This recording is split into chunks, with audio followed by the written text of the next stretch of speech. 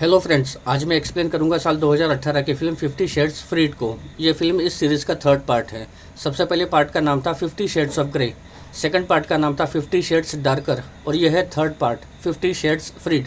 Film की शुरुआत एना और क्रिस्टिन की शादी से होती है। शादी के बाद वो लोग हनीमून मनाने क्यूबा जाते हैं।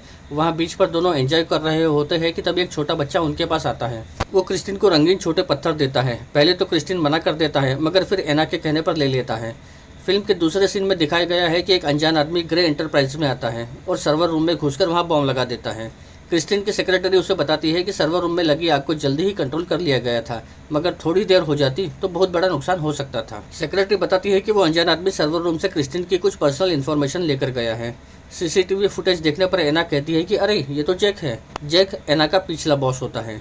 क्रिस्टिन और एना को अपना हनीमून कैंसिल करके वापस आना पड़ता है। घर वापस आकर क्रिस्टिन एना को उसके पर्सनल बॉडीगार्ड और घर की मेड से मिलवाता है। दरअसल शादी के बाद एना की सुरक्षा के लिए क्रिस्टिन ने 2 बॉडीगार्ड और किचन का काम संभालने के लिए एक मेड रखी होती है।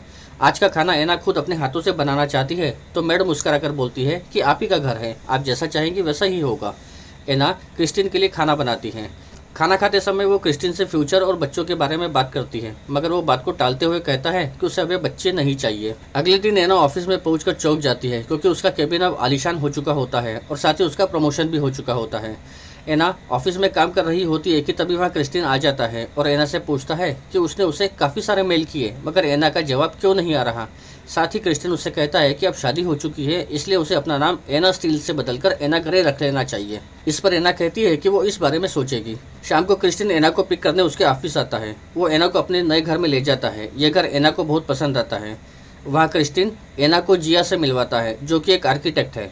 कुछ देर की बातचीत से एना समझ जाती है कि जिया क्रिस्टिन के साथ फ्लर्ट करने की कोशिश कर रही है। कुछ देर बाद क्रिस्टिन को एक कॉल आती है, जिसे अटेंड करने वो बाहर चला जाता है।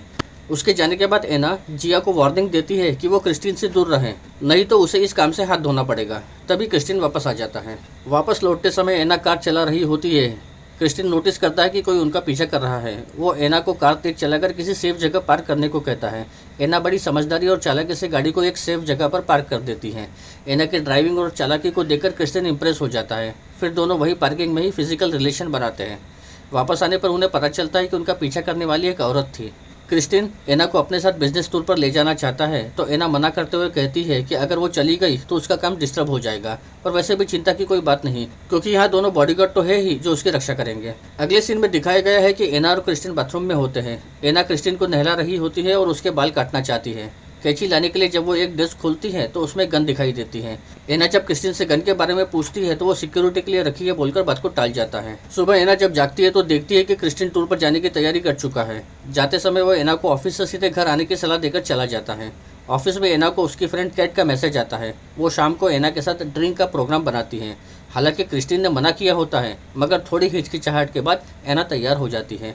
कैट के साथ बार में काफी टाइम बिताने के बाद जब एना बाहर आती है तो वो बॉडीगार्ड को बोलती है कि ये बार में जाने वाली बात क्रिस्टिन को न बताए, तो बॉडीगार्ड बताता है कि ये बात तो वो क्रिस्टिन को पहले ही बता चुका है। एना वापस घर पहुंचती है तो वहां पर पहले से छुपा जैक उस पर हमला कर देता है और उसे किडनैप करने की कोशिश करता है, मगर दोनों बॉडीगार्ड उसे पकड़ लेते हैं और पुलिस के हवाले कर देते हैं। पुलिस को वहां से एक पेपर मिलता है जिस पर लिखा होता है, तुम्हारी जिंदगी पर मेरा अधिकार है। पुलिस के पूछने पर एना बताती है कि उसे इस बारे में कुछ नहीं पता। थोड़ी इंक्वायरी के बाद पुलिस चली जाती है। दूसरे दिन एना सोकर उठती है तो देखती है कि क्रिस्टिन सामने बैठा शराब पी रहा है। वो एना की सुरक्षा को लेकर बहुत चिंतित है। क्रिस्टिन नहाने चला जाता है। एना देखती है कि उस पर जैक के हमले की खबर न्यूज़पेपर में भी आ गई है। ऑफिस से घर आने पर क्रिस्टिन उसे कमरे में ले जाता है। एना को ऐसा लगता है कि क्रिस्टिन उसके साथ सेक्स करना चाहता है। वो एना की आंखों पर रुमाल बांध देता है, उसके हाथों को भी ऊपर की तरफ करके बांध देता है। उसे खूब सीड्यूस करता है, मगर उसे एक्साइटेड करके ऑर्गेजम पॉइंट पर लाकर रुक जाता है। फिर क्रिस्टिन एना को बताता है कि जब तुम अपना प्रॉमिस तोड़ती हो तो मुझे भी ऐसा ही महसूस होता है। उसके बाद दोनों के बीच थोड़ी तकरार होती है, मगर जल्दी ही सुलह भी हो जाती है। अगले दिन जब एना ऑफिस में होती है तो क्रिस्टिन उससे हॉलीडे पर चलने को कहता है। फिर वो लोग जब अपने प्राइवेट जेट पर पहुंचते हैं तो एना ये देखकर चौंक जाती है कि उसे सरप्राइज देने के लिए क्रिस्टिन ने पहले से ही उसके दोस्तों को भी इन्वाइट किया हुआ होता है। सब लोग क्रिस्टिन के प्राइवेट हाउस में पहुंचते हैं। वहाँ क्रिस्टिन को गाना गाते देख एना को हैरानी हो जाती है। अगले सीन में दोनों एक ही बाथटब में नहा रहे होते हैं, जहां एना उसे अपने फ्रेंड्स की प्रॉब्लम के बारे में बताती है। रात में एना को सपना आता है कि जैक ने उसे किडनैप किया है और उसके साथ रिलेशन बनाना चाहता है। एना घबराकर उठ जाती है। फिर मन को बहलाने के लिए वो किचन में जाकर आइसक्रीम खाने लगती है। तभी क्रिस्टिन वहाँ आ जाता है। दोनों के बीच हंसी ठिठोली होती है। फिर मस्ती में एना क्रिस्टीन की बॉडी पर आइसक्रीम लगाकर उसे चाटती है। वो उसे खूब एक्साइटेड करती है। फिर दोनों के बीच किचन में ही फिजिकल रिलेशन बन जाते हैं।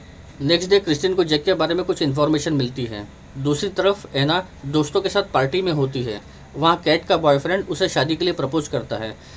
सब लोग एंजॉय करते हुए डांस कर रहे होते हैं कि एक आदमी एना के साथ बदतमीजी करता है। तभी क्रिस्टीन वहाँ आ जाता है और उस आदमी की पिटाई कर देता है। रात को दोनों एक बार फिर खूब मस्ती करते हैं। दूसरे दिन एना रात की बातों को और उन हसीन पलों को याद करके आनंदित होती है। हॉलीडे से वापस आने के बाद एना जब ऑफिस में होती है तभी उसे मिलने पुलिस वाला आता है। पुलिस वाला एना को बताता है कि जैक ने बयान दिया है कि उसके एना के साथ फिजिकल रिलेशंस थे, मगर जब उसने रिलेशन तोड़ना चाहा तो एना ने उस पर सेक्सुअल असॉल्ट का इल्ज़ाम लगा दिया। यह सुनकर एना एकदम हैरान हो जाती है। वो पुलिस वाले को बताती है कि जैक झूठ बोल रहा है, तो पुलिस वाला बोलता है कि वो तो बस अपना काम कर रहा है। कोर्ट से जैक को बेल मिल जाती है। अगले दिन एना की तबीयत खराब हो जाती है। वो डॉक्टर से मिलती है तो पता चलता है कि वो प्रेग्नेंट हो गई है। ये बात जब वो क्रिस्टीन को बताती है तो उसका मूड खराब हो जाता है, क्योंकि वो इतनी जल्दी बाप बनने के लिए तैयार नहीं होता। क्रिस्टीन वहाँ से चला जाता है। रात में वो नशे में धूत होकर घर आता है। उसे सुलाने के बाद एना की नज़र क्रिस्टीन के फ़ोन पर पड़ती है। वहाँ उसे एलेना का मैसेज दिखता है, जिसे पढ़कर एना अपसेट होकर दूसरे कमरे में जाकर सो जाती है। अगले दिन जब क्रिस्टीन जागता है तो उसे एना कहीं दिखाई नहीं देती। हालांकि एना ऊपर के कमरे में ही होती है। क्रिस्टीन जब सबको उसे ढूंढने के लिए बोल ही रहा होता है कि तभी एना वहां पहुंचती है। क्रिस्टीन देखता है कि वो उसे इग्नोर कर रही है। क्रिस्टीन जब उससे पूछता है तो दोनों के बीच लड़ाई हो जाती है। एना ऑफिस पहुंचती है। वहां उसे क्रिस्टीन की सिस्टर मिया की कॉल आती है। एना फ़ोन उठाती है तो दूसरी तरफ से जैक की आवाज़ आती है। दरअसल जैक ने मिया को किडनैप किया होता है। वो एना से $50 लाख मांगता है और उसे चेतावनी देता है कि ये बात वो पुलिस या किसी और को न बताए। एना बीमारी का बहाना बनाकर घर आ जाती है। फिर बॉडीगार्ड को चकमा देकर बैंक पहुंच जाती है। $50 लाख जितनी बड़ी रकम का चेक देखकर मैनेजर क्रिस्टीन को फ़ोन लगा लेता है। क्रिस्टीन उसे कहता है कि एना जैसा बोल रही है वैसा ही करें। पैसे लेकर एना बैंक से निकल जाती है। उधर क्रिस्टीन समझ जाता है कि एना किसी मुसीबत में है। वो एना के मोबाइल के जीपीएस के जरिए उस तक पहुंचने के लिए निकल पड़ता है। रास्ते में उसे पता चलता है कि मिया किडनैप हो गई है। वो समझ जाता है कि एना ने इतने पैसे क्यों निकाले। वो पुलिस को इन्फॉर्म कर देता है। एना जब जैक की बताई जगह पर पहुंचती है तो उसे वहाँ मिया बंदी दिखाई पड़ती है। वो मिया की तरफ बढ़ती है, तभी वहाँ जैक आता है और दोनों के बीच हाथापाई होने लगती है।